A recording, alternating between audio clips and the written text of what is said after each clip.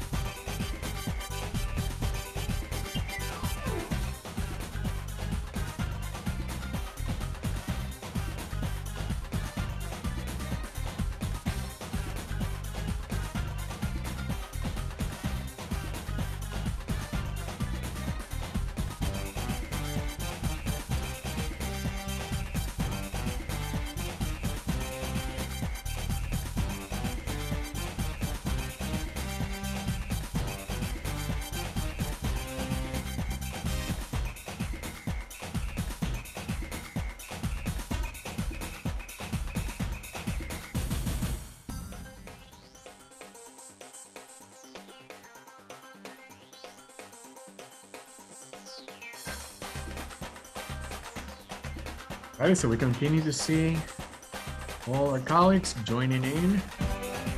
Let's give it about 30 more seconds, making sure that everyone is logging in successfully. And I hope you're enjoying the music as much as I am.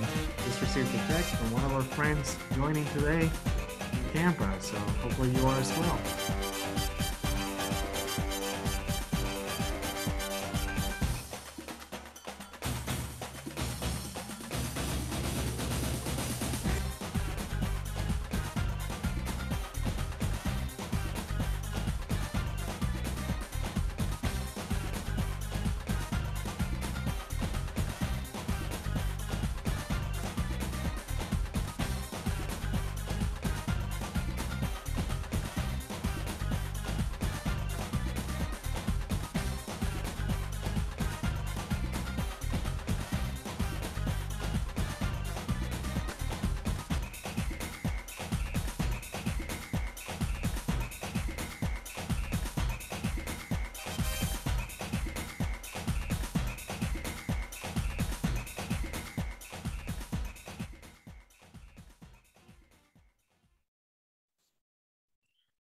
Alrighty, so good afternoon and welcome back, everyone. Great to see folks continuing to log in. Hoping you enjoyed the break. So we're now ready to transition to the Q&A portion of our program. Thank you once again to all of you for submitting so many wonderful questions. And just very quickly before we get started, as a reminder, we have collected your questions. We're going to be navigating through those momentarily, but before you leave and after the panel, remembering that we have in the afternoon follow-up sessions with each of the universities, as well as ACT, Florida Shines, Coalition for College, College Board coming up, Florida Department of Education, and that special session on 2+2 pathways. So without further ado, I would like to get us started with the questions. And if I may, Glenn, I would like to start with you. And question from the group. So when universities report their average incoming student GPA, are they using weighted or unweighted? And do you recalculate the GPA based on a formula? And is this the GPA you're reporting on? All right, thank you, Joel. Great question. I'll get us rolling here. So all 12 SUS institutions make admissions decisions and report the GPA based upon the weighted GPA. And we report both an average and a middle 50 percentile. Florida Board of Governors dictates the calculation of the weighted GPA based upon courses in what's called the SUS core. That core, as most people know, 4 units of math, 4 units of English, 3 units of natural science, 3 units of social science, 2 units of foreign language, and 2 units of an academic electives. If you want to know what these courses are and how they fall into the categories, these courses are clearly identified in the Florida Counseling for Future Education Guide. We also weight the courses, and we weight 1 point for advanced placement, 1 point for international baccalaureate, 1 point for dual enrollment, and 1 point for American International Certificate of Education, and a half a point for an honors or advanced course. With that said, the weighted GPA does have some subtle differences or anomalies, I'll call it, across the SUS institutions. Some institutions used all attempts at a course, whereas some used the best attempt. Further, some of us use the SUS core, while others use the SUS core plus other electives. If you sent a transcript to all 12 institutions, my guess is we would come back with probably about 4 to 5 different GPAs, all very similar though. Thank you. Thank you, Glenn. Much appreciated. If I may now ask Hega. Hega, this is a two-part question. One being, how does each university want final transcripts sent to them? So Common App, Coalition, electronically. And also, which schools are just requiring the academic record form to be completed on the Common App? Joel, that's a great question, or questions rather. We would prefer, as a SUS, we would like students to have transcripts sent to us via FASTR or Speedy. Now, I will say that there are some counselors, some students that have reported that they've had difficulty having the transcript sent to us via FASTR. And I wanted to share that when the high school sends the transcript via FASTR, it doesn't go directly from the high school to the receiving institution. So it goes from the sending institution to the district, to the state, and then as an institution, we're able to retrieve it. And there's a lot of things that can go wrong there, to be honest with you. And so don't assume that is just you hit the send button and then we automatically received it. And so if there appears to be issues, be sure to be in touch with us. We'll be glad to look into it instead of having to send a transcript 7 times. But just keep it in mind that it is really the preferred method of having transcripts sent to us. Now, I recognize there are some schools that don't have FASTR, and so what other mediums would we receive? So there's a number of schools that use Squire, we'll accept that. Naviance is fine. You know, it's really, you know, we want to try to accept as many different forms of transcript as possible, but I would ask that you check with each institution because we are going to vary slightly there. But number one should always be FASTR. And then the second question, which I thought was really interesting, and I learned something today, is that in terms of the course requirement of the Common App, we are now 10 of the 12 institutions that are using the Common App, and FAMU is going to be joining shortly as well, as Understand It. But none of us require the students to complete the academic record through the Common App. So learn something today, and so be sure to check with each institution. Some must use the SAR, UCFU Spark, and other institution require still the transcript. So, you know, something that you want to keep in mind as you're looking at each institutions. Thanks. Alrighty, thank you. And Katie, if I may bring you up for a question, does a student's dual enrollment GPA get factored into their college GPA once they are enrolled at a university? Yes, absolutely. This is really important to make sure that your students understand that once they start their college experience, their grades are permanent and will always be on their college record no matter where they go after that. So this includes all dual enrollment courses. They are a part of their permanent record for college, and they will be calculated into the GPA at the institution that they enroll in as a freshman. So very important that students understand this and know that when they're taking a dual enrollment class, it is on their permanent record, and those grades will stick with them through their college undergraduate experience. Perfect, thank you. And Maura, Next question is for you, and it's regarding Math for College Readiness. So how is Math for College Readiness viewed in the application process? Sure, Joelle, thanks for the question. Math for College Readiness is considered a math course. However, it is considered a less rigorous math course. So for students that might be pursuing a STEM field, it would not be an advisable math course. If students are pursuing a STEM track, then we would really strongly recommend that they pursue more along trigonometry, pre-calculus, calculus, AP calculus, something that is going to really strongly prepare them for the calculus expectations at the college level. Thank you for the question.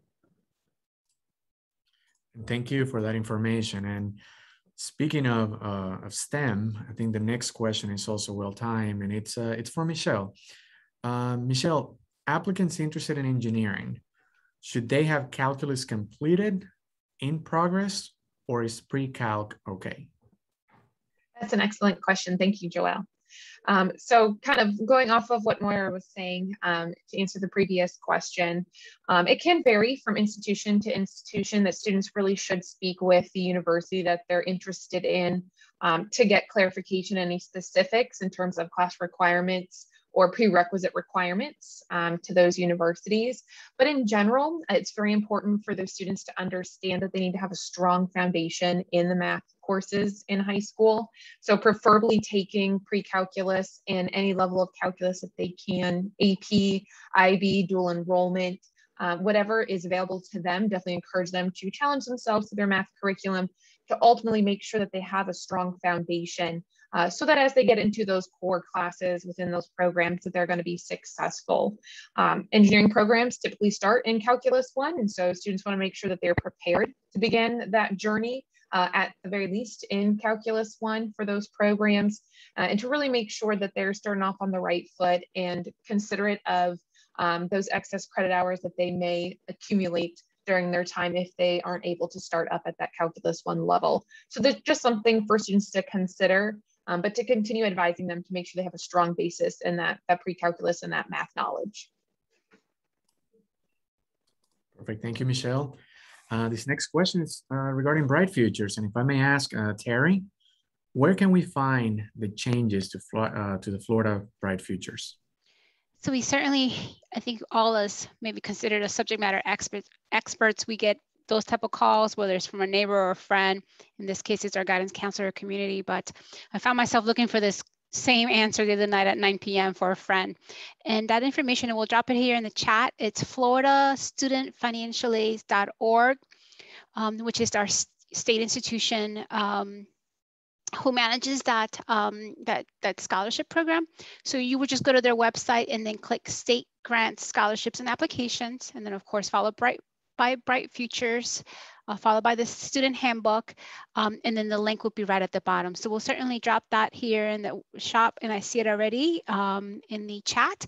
But my understanding is that there's also a presentation on Bright Futures and by the state. So that's another opportunity to go to that session this afternoon and just kind of get an update from them, since they are ultimately the subject matter expert. But yes, hopefully you will have the ability to see the link and also join us a little later with them as well.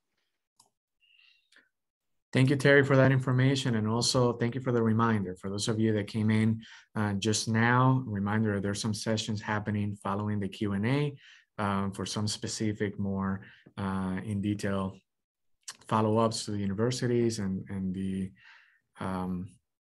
topics that I mentioned earlier. This next question, it's for Dean. And Dean, does an applicant's ability to pay factor into their admission to any of the SUS institutions? Thank you for the question, Joel. Pretty straightforward. No, absolutely not. That's a really easy and straightforward answer. Admissions into the SUS universities represented here is based on academic performance and potential, as well as some other intangibles when it comes to the essays and special talents that students bring to the table. The ability to pay is never considered at all. It's never a factor in the admissions process.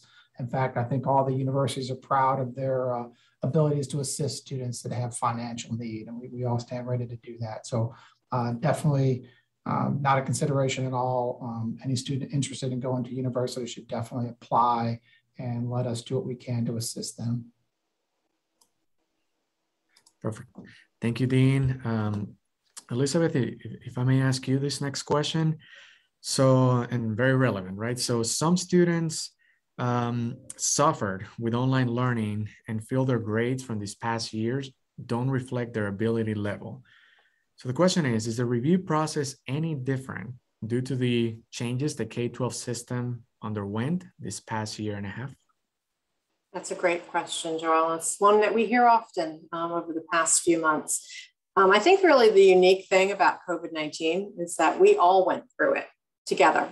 Everyone was impacted in some way by that. So the admissions committees that are reviewing the applications for all of your students understand the huge challenges that students needed to overcome as they were forced to adapt to either online learning or hybrid learning. And sometimes there were some issues with grades because it was a hard transition for them. COVID threw a lot of things our way. And that was, that is one of the things that they were dealing with. So we all review students for admission in a holistic manner. Decisions are not made solely based on a GPA and a test score. We're looking at everything that the student presents to us, whether that be the rigor of their courses or what they've participated in outside of school or what they're interested in majoring in and all those sorts of things that make up the student that we're admitting to our universities. And GPA and test scores are not the only thing. Ultimately, we are looking to make sure that the student is academically prepared and has the potential to be successful in our institutions, because obviously we don't want to ever admit a student who we don't think could be successful there. That's not doing them any favors.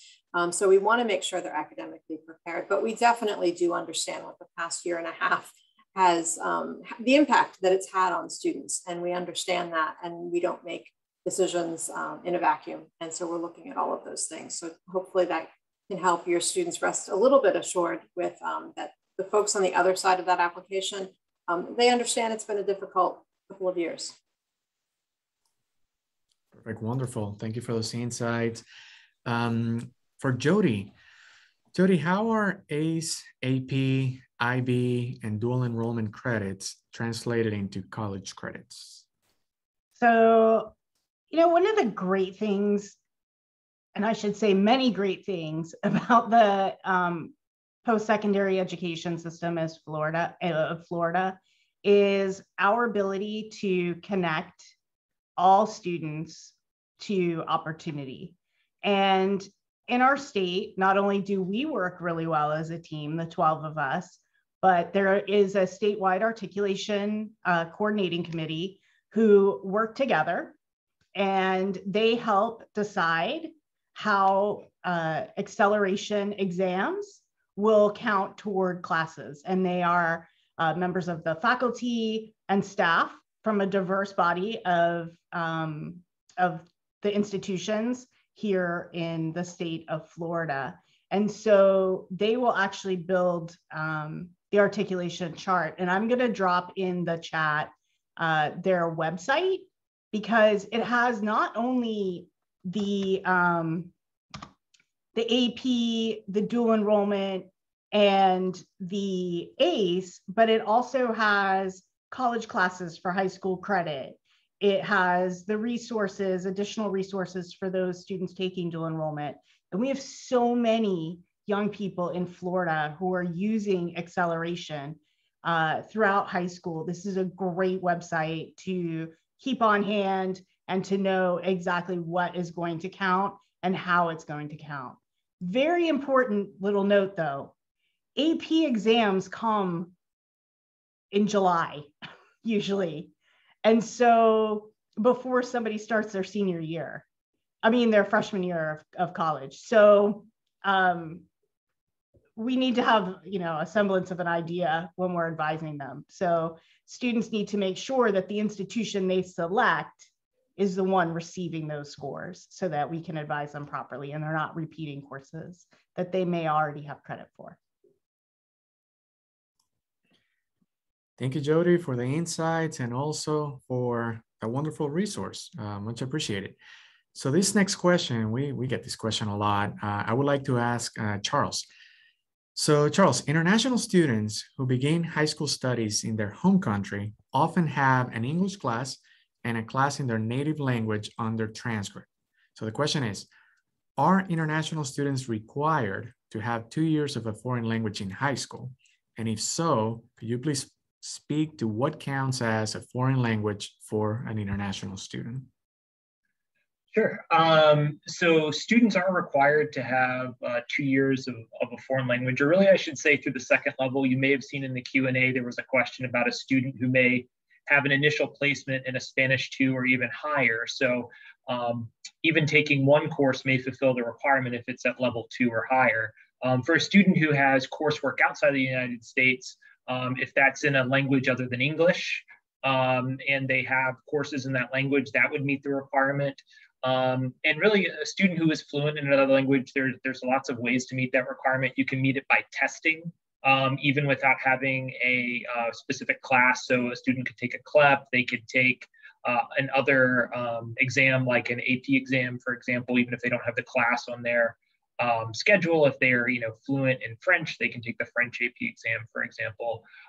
So usually students who have mixed high school records of domestic and international, if that international coursework was not in English, then usually they're able to meet it through that through their international schooling. But keep in mind, not all international students are coming from non-English speaking countries. So if that student is coming from England or something like that, they may not have a language other than English on their transcript. But for most students, it's probably going to be just fine. Thank you, Charles. All right, so this next question, let's see, I will read it the way that it came in. Again, these are all your questions. I would like to ask Anne. And Anne, the question is, I would like for the colleges to address the order of things.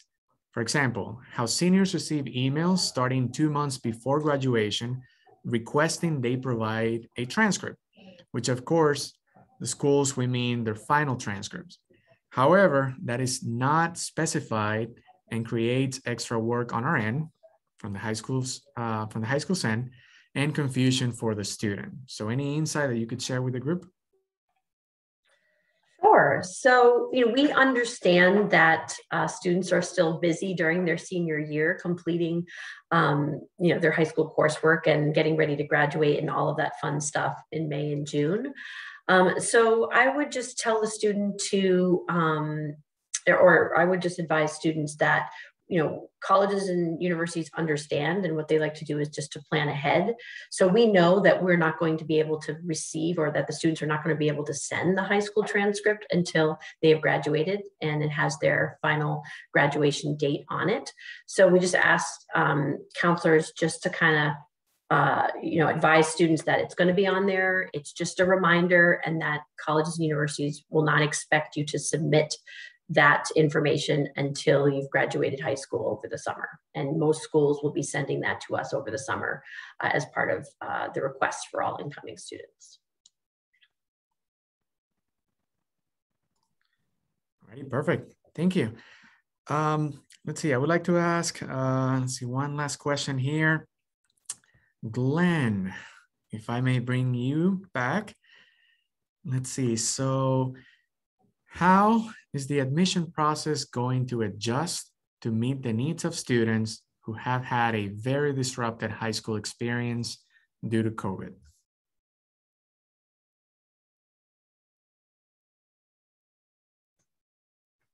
Thanks, Joel. I think everybody has already somewhat answered that. I think Liz Costello had a great answer, and I'm not sure if I can improve much on Liz's answer.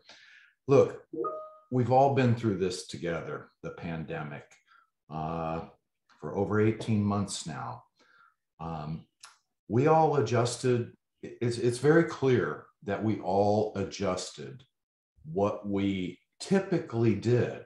We made appropriate adjustments this past fall for the class of 2021. Some might have even made some slight adjustments for the class of 2020. We've learned a lot through this. I've already been looking at transcripts coming in, and I'm sure all 12 institutions have. I've already seen that it looks like grades are coming in down. Students had a very tough junior year. We will all adjust accordingly. You know, at the end of the day, I don't know what the exact number is. There's over 200 graduates from the state of Florida, from our high school system, 200,000, excuse me, 200,000 graduates. You know, we don't admit all of them who apply. We admit out-of-state students and international students. But probably across the SUS, we probably admit well over 100,000 high school seniors from the state of Florida each year. And we will do that again this year. Everybody went through the pandemic together, and we realized that. And I am 100% sure we will treat the students as they should be treated and as fairly as we can possibly treat them. You know, at the end of the day, we have to hit enrollment numbers, and hopefully you all understand that. You know, we have a couple of institutions that have to enroll possibly over 7,000 new freshmen in class of 2022. Several more institutions are pushing for over 6,000 and so on. So we have to ensure that we admit enough students out of the state of Florida. So we will be making those decisions, not only based upon our own enrollment targets, but as Liz Costello said, you know, we got to admit students that we know can succeed. And did a student take a couple little stumbles their junior year? Yes, we're going to take that into consideration. Thank you, Joel. And thank you, guidance counselors. Thank you, Glenn. And if I may, keeping an eye on the time here, would like to first of all say a big thank you to all of you for all of that information and feedback, as well as a thank you to our guidance counselor, school counselors community for your questions and engagement today. So with that, I would like to allow for a couple of minutes of transition time. After thanking all of you, we'd like to invite you to continue to participate in the program. As a reminder, we have sessions from the ACT, Florida Shine, Coalition for College, College Board, Common App, the Florida Department of Education, and once again, the 2+2 pathway session. That's of course in addition to each university. So make sure that you're stopping by, asking those remaining questions that you may have. And as a reminder to everyone, the matrix is already available. It's also going to be published in the Florida BOG, Board of Governors website, as well as our institutions. So thank you for the time. Continue to enjoy the program, and you will have to go back to select the sessions that you're interested in joining. So we'll see you then.